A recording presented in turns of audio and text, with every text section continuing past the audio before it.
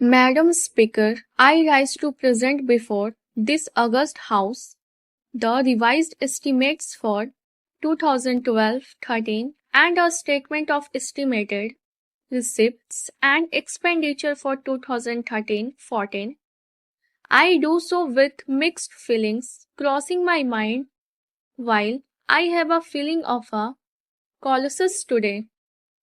It is only ephemeral and is instantaneously overtaken by a sense of humility.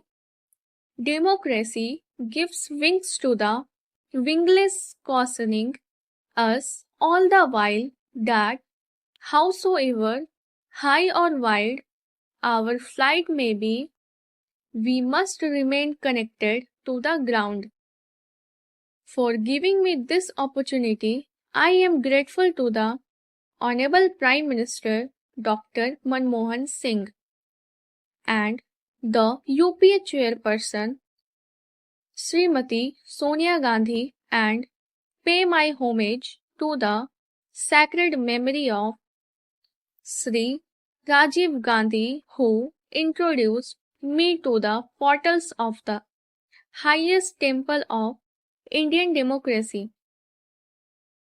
Madam Speaker, as I proceed, my thought goes to a particularly severe cold spell during the recent winter, when it was snowing heavily in Kashmir Valley and suspension of road and air services had brought life to a grinding halt. Photographs in newspapers showing a train covered with snow emerging from a similar white background, carrying passengers traveling over the recently commissioned Kazigand Baramulla section, instilled in me a sense of immense pride. That is the strength of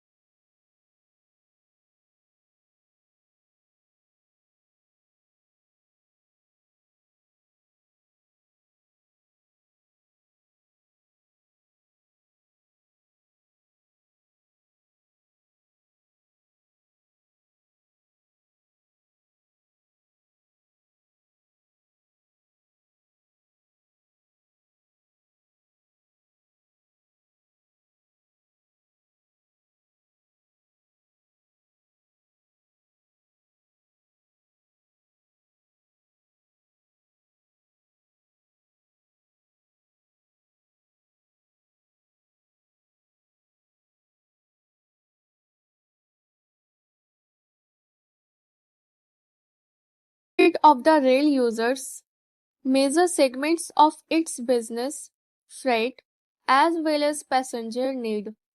Therefore, to be based on sound economic principles and provide value for money to all customers. This august house is aware that growth of this crucial transport sector has not always conformed to this principle. A steep increase in input cost had to be met primarily through adjustment in freight rates. As a result, the ability of the railways to generate enough resources to meet its operational expenditure as well as investment in crucial planned activities such as enhancing safety, throughput, capacity, users' amenities, etc. suffered. The number of passenger trains has increased from 8897 in 2001 02 to 12335 in 2011-12. Yet the losses on these operations continue to mount, increasing from Rs 4955 crore in 2001-2002 to Rs 22,500 crore in 2011-12 and is estimated to be Rs 24,600 crore in 2012. This has also resulted in deterioration of services extended to our esteemed passengers. Mounting scarcity of resources continues to stare us in the face. Thin spread of funds has only compounded the problem. In fact, I find that many of the projects which would help railways in debottlenecking and decongesting its oversaturated network are not getting funded in a time bound manner.